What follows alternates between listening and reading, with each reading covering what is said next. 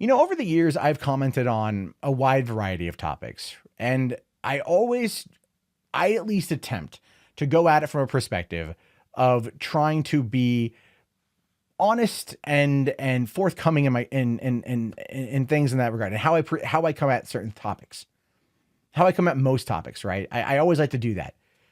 There are elements of where I failed 100%. That's fine, but I think there's still a level of responsibility that always has to be there. Now, there was a story last week about a 7-year-old black girl named Jazmine Barnes who was just shot down. And what transpired after that was terrible. Her dying was terrible, by the way. I don't want anyone to think at any point in time that I'm not 100% sympathetic with the family. But this is where we get into social vigilantism put on by people that profit off of this type of vigilantism, and how it's wrong and how it should never go the way that it does, but it always does. Because the truth will make it, or the lie will make its way halfway around the world before the truth has the opportunity to put on its pants. That Mark Twain comment applies so greatly to this story, because even though the truth is out there, it hasn't stopped the family of the man wrongly accused by activist Shaun King in Jazmine Barnes' shooting speaks out, right? He's still getting harassed. He's still getting harassed, even though it's now known that he didn't do it. Saying here, the family of the man whose photo went viral on social media as a potential suspect in the murder of 7-year-old Jazmine Barnes is telling everyone to back off. Haley Cantrell says despite the arrest of 2 suspects in the murder case as recent as Monday, that'd be yesterday, there have been threatening comments on her Facebook page regarding her uncle, Robert Cantrell, saying, "I hear someone is going to rape, torture, murder the women and children in your family." Haley read from one comment.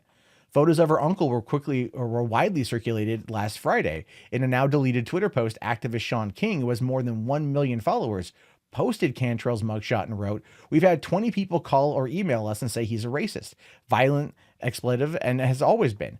Just tell me everything you know."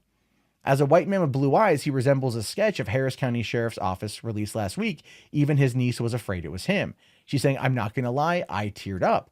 The sheriff's office now believes this sketch is of a witness that Jazmine's sisters remembered, and has said all the evidence shows that the little girl and her family were innocent victims. Eric Black, 20, has been charged with capital murder. Larry Woodruff, 24, is in jail on an unrelated charge, but believed to be the shooter, according to ABC 13. Both are African American. Both are not white. But yet, again, the lie makes its way around the world. Truth can't quite catch up. She says here, "I just want everyone to back off. The truth is out. It had nothing to do with us, nothing to do with my uncle at all." And of course, King did not respond for comment, because why would King respond for comment? Why would King actually respond for comment on this one? He's deleted the post. The Young Turks deleted their videos, except I think one still kind of popped up. And people ran with this narrative. They ran with the narrative that some deranged, probably in their mind, Trump-supporting white man shot a 7-year-old girl dead on a Friday night because she was black. We didn't have that information. We didn't know if that was the truth, but people still shared it. And here's the thing. It's an honest reaction to share that information. It is. It's an honest to goodness human reaction to share it, because we are emotional creatures. Intrinsically, we respond emotion first, logic and rationale second. And usually they're a far distant second, but they're there in some capacity. But what Shaun King does, and he's been doing this for years, is he gets people riled up. He gets them riled up, continuously posts about it, plays on that emotional heartstring, which in this case is trying to, find justice for the murder of a 7-year-old. Again, I'm on board with that one. But it's quick to put the information out there, and people become vigilantes. Social media vigilantes. They dig and they dig and they dig, and they find things that they believe to be true. Then they share it. And in the heat of the moment, people retweet it. They put it out there. But then wash their hands of it. They wash their hands of their own actions. Well, I just retweeted something. No, you have responsibility in that front. All right. Like, here's the thing. Back during 2012, when the whole George Zimmerman thing happened, right? Roseanne Barr and Patricia Heaton, right? and Spike Lee all tweeted out or retweeted Zimmerman's address, right? His address wasn't his address. Somebody had just found, Googled George Zimmerman, Florida, found an address, tweeted it out there, and they didn't even bother to check. And if I recall correctly, never even once offered an outright apology for their actions. You have a goddamn responsibility in this position of being in the spotlight, whether it's on social media, YouTube, TV, movies, whatever. People listen to you. You influence them. That's not even a fucking remote question. That is a declarative statement. It is true. Alex Jones likes to claim Sandy Hook was an was a false flag, and he still believes it, even if he tells you otherwise. But he went on about that for so long that a woman in Florida is legitimately banned from ever watching InfoWars ever again or reading InfoWars ever again. She's banned for life because she believed him so much that she harassed a kid's parents repeatedly to the point of where they had to get law enforcement involved. We have a responsibility. Shaun King has a responsibility. I have a responsibility. Anyone else who does this has a responsibility, and they, honest to God, need to be held to account.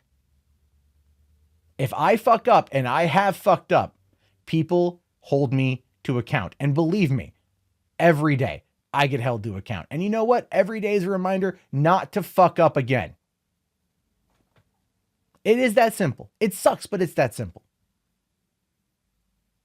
A 7-year-old girl is dead. An innocent man is being terrorized still because the news spreads. It's a ripple effect.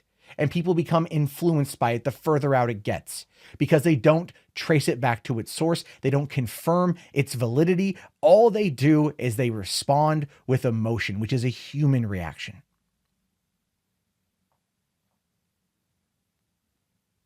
We need to do better. Shaun King needs to do better and then says delete it. Shaun King owes that man an apology, public apology, and to not do that again. And we all need to not do that again. We all need to stop just retweeting something or sharing something because it is of an emotional impact. We have to be better. We have to wait for the info to come in. That is the only way we can make sure that this kind of shit is done. Because what if somebody went to this dude's house and gunned him down thinking he's the bad guy? What if an innocent man gets killed for somebody else's screw up? Just saying. There could always be that ultimate consequence that there's no coming back from. And we see it more and more and more and more and more. We see it all the time. Edgar M. Welch walked into Comet Ping Pong Pizzeria December 16, 2016 with a gun looking for an underground child sex dungeon. Why? Alex Jones. Alex Jones told him it was there and he believed it. Now he's serving 4 years in federal prison. Just a few months ago, right, leading up to the election, you had that crazy asshole out of Florida mailing off bombs because he believed Trump. He believed Trump and wanted to take out his critics. Because even asking our president for some kind of fucking responsibility over the shit he says, that apparently is too much. But we see now that there's consequences. We see that there are consequences to this, and they have to be held to account. We cannot continue this shit. This is a problem. Yes, I am angry over this. Yes, I am impassioned over this because this is a situation that I've watched play out for years. We have responsibilities. We have to hold ourselves more accountable and be better at it. My thoughts and my prayers, I don't pray, but my thoughts and my feelings go out to the family of the girl who died, of Jazmine Barnes. That is a horrible, tragic event, and I don't know what would compel these two people to fire on a 7-year-old. That's a terrible tragedy. But Robert Cantrell is not the villain here. But people on social media who don't track back the sources, they don't know that. And it appears that Shaun King hasn't done anything to try to make it right. And that's, in some respects, even fucking worse.